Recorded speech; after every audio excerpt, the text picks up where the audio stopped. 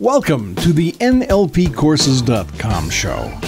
In the next few minutes, we'll push past the hype, pull back the velvet curtain, reveal how to create a successful life with neuro-linguistic programming. You will dive into physiology, neuroscience, and linguistics so that NLP becomes a practical tool at home and in your career.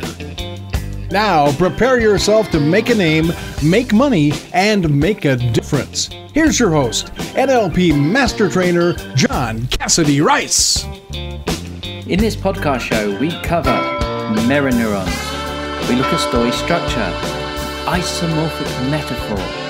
We look at the genius of Pixar and the way that they tell stories. And because we covered so much in the last few podcasts, we're going to review our journey to this point. Giacomo Rizzolatti has a long-standing interest in how the brain connects to movement. Welcome to this week's podcast. Now, what did Giacomo Rizzolatti discover? He is credited of discovering mirror neurons.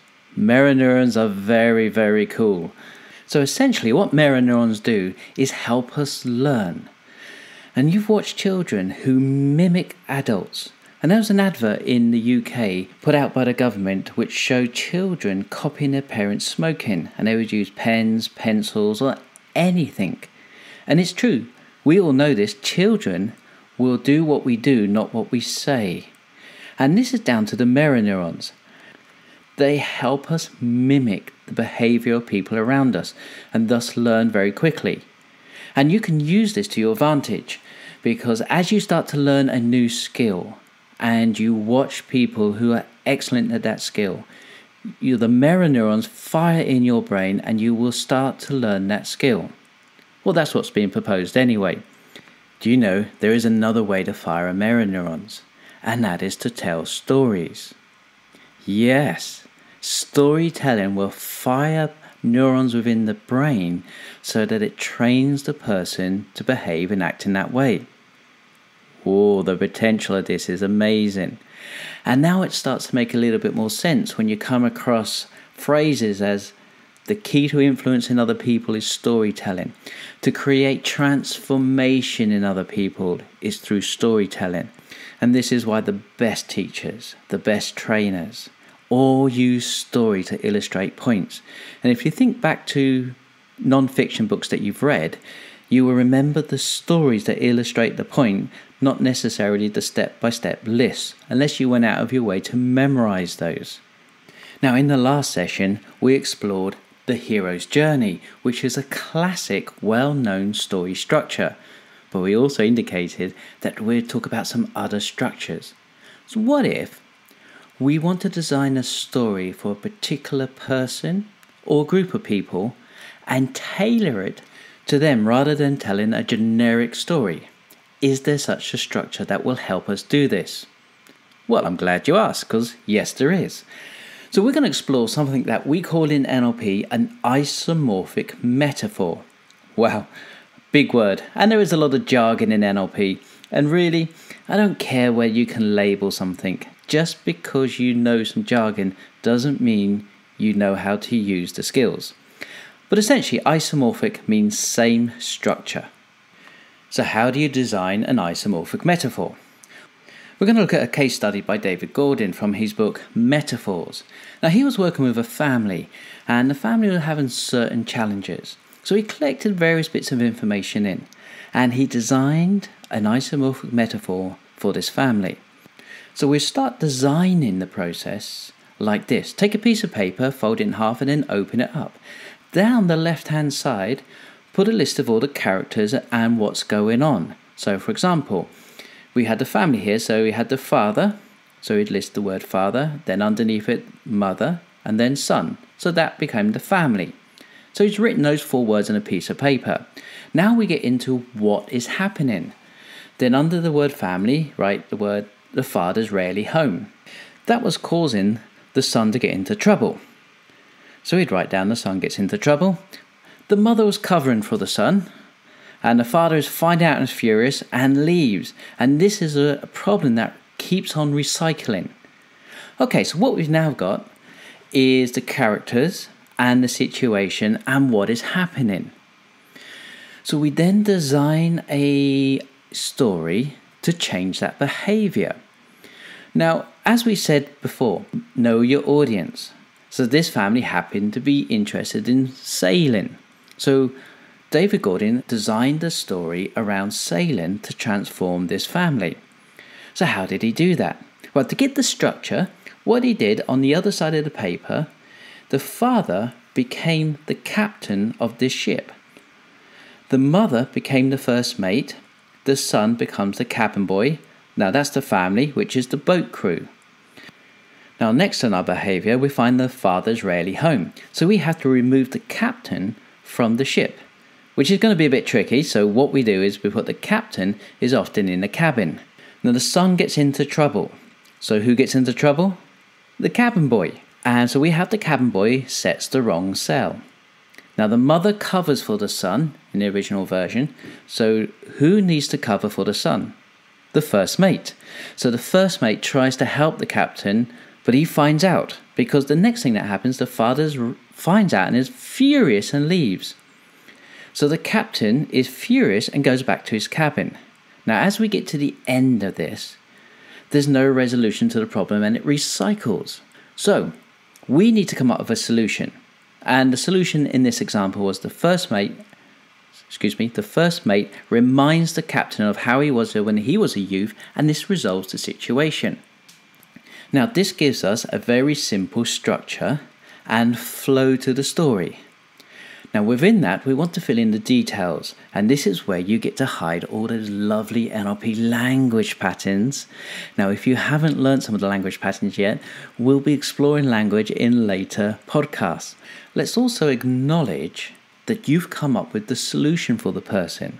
And no matter how clever you think the solution is that you've come up with the person, people tend to take away the right solution for them. So resist the urge to explain your story to anyone when you tell them. Allow their unconscious minds to create the meaning that will work for them. Yes, wonderfully simple, and at the same time being elegant at transformation and helping people change. So a recap, parallel the structure, and that's essentially what isomorphic metaphor means. Also build rapport and make it appropriate story for the person or people. And essentially what we're doing here is pacing somebody's world, and then we're leading them into a new way of thinking. So we're going to keep the verbs, keep all the action words, but we're going to change the names. Sponsor of this week's NLPcourses.com podcast is the NLP Practitioner Training. Change your life. Secure your place on the next NLP Practitioner at NLPcourses.com. You'll like me, get excited about this storytelling stuff. So let's have a look at another structure. This is from a book by Daniel Pink, and I love his books, all good books, called To Sell is Human. And he talks about Emma Coates, who was a former story artist at Pixar Studios, which is owned by Disney now. And it's essentially 6 phrases that start a sentence that get you going, that gives you the outline of the story. So, the Pixar template, 6 starting phrases. Once upon a time, one day, every day, because of that, until finally. Alright, wow, deceptively simple. So let's apply it to a Pixar film and see if it all works. So we're going to use Nemo, Finding Nemo, yes. So once upon a time, there was a widowed fish named Merlin who was extremely protective of his only son, Nemo. One day, Merlin warned Nemo of the ocean's dangers and implored him not to swim far away. Every day, in act of defiance, Nemo ignores his father's warnings, and because of that, he is captured by a diver and ends up as a pet in a fish tank in a dentist in Sydney.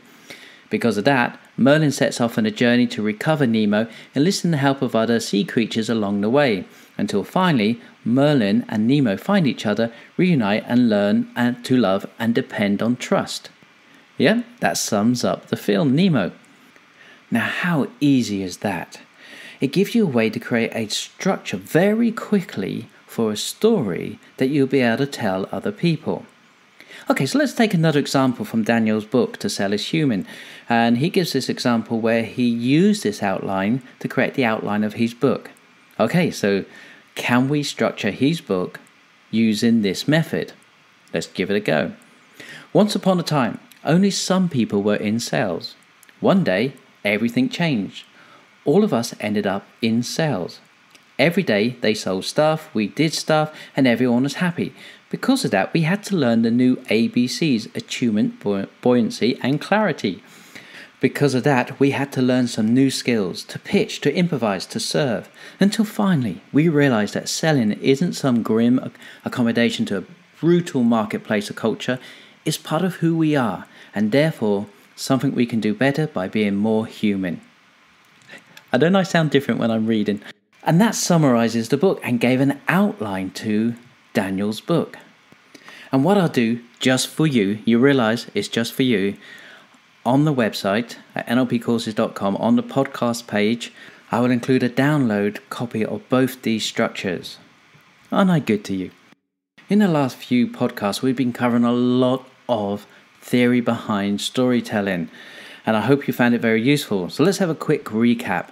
We started by proposing the idea that our brain thinks in stories, and we used the example of 3 words being able to trigger a story in somebody's mind, which was rabbit, car, road.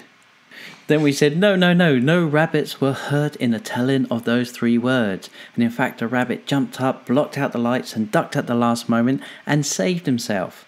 And we noticed that the brain now runs both stories, if you heard that one before.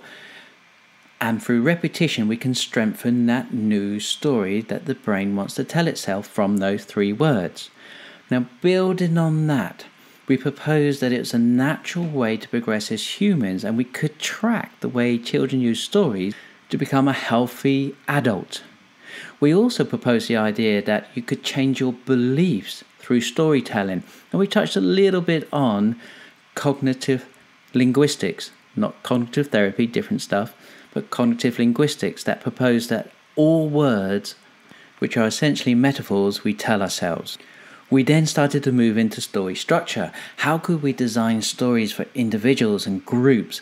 And we looked at the hero's journey and how that seemed to be a universal story that seemed to resonate no matter what culture you came from and what time in history, based on the work of Joseph Campbell.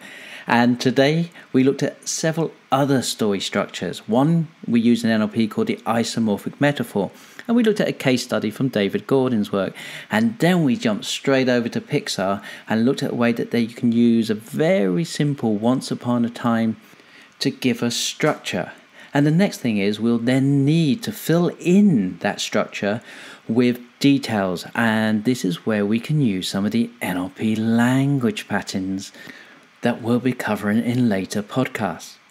And I'm sure you have realized that what we're really talking about here is unconscious processing. Understanding the unconscious mind so that we can enrich our communication for transformation, change work, influencing with ethics.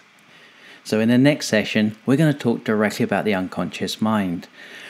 We touched a little bit on what I call the prime directors of the unconscious mind, and we're going to start to expand on that in the upcoming podcast. So until next time, John, Story Structure, Cassidy Rice, wishing you a successful week and talk to you soon. P.S. I'm not sure you're allowed to do a P.S. on a podcast, but hey, here we go. If you want to see an example of Emma Coates' Pixar story structure, visit our website at www.nlpcourses.com. Find the About Us page and you'll find the Pixar story structure in action. Well, this has been NLPcourses.com podcast. Hope you enjoyed the show. If you did, please leave us a review on iTunes. And make sure that you go over to NLPcourses.com. 2 reasons. First, subscribe to our newsletter. Second, get free transcripts of this program.